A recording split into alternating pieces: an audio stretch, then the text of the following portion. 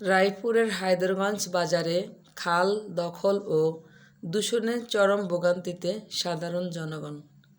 লক্ষ্মীপুরের রায়পুর উপজেলার হায়দরগঞ্জ বাজার এলাকায় খালগুলো দীর্ঘদিন ধরে দখল, ময়লা আবর্জনা ও দূষণের কারণে নাব্যতা হারিয়ে ফেলছে।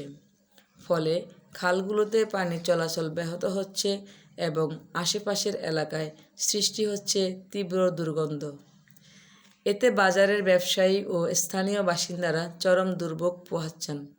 স্থানীয়দের অভিযোগ, প্রভাবশালীদের দখল ও অব্যবস্থাপনার কারণে খালের অনেক অংশ সংকুচিত হয়ে গেছে।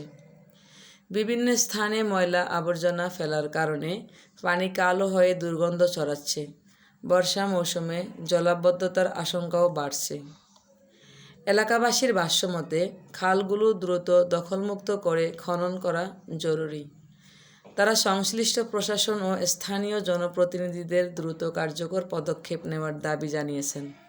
বাজারের ব্যবসায়ীরা বলেন, খাল পরিষ্কার ও পুনঃখনন করা হলে পানি প্রবাহ স্বাভাবিক হবে, পরিবেশের ভারসাম্য ফিরবে এবং দুর্গন্ধ থেকে মুক্তি মিলবে।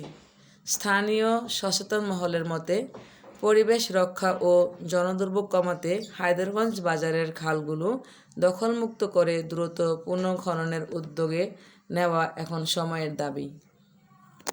আবু মুসা মোহন, রায়পুর, লক্ষ্মীপুর।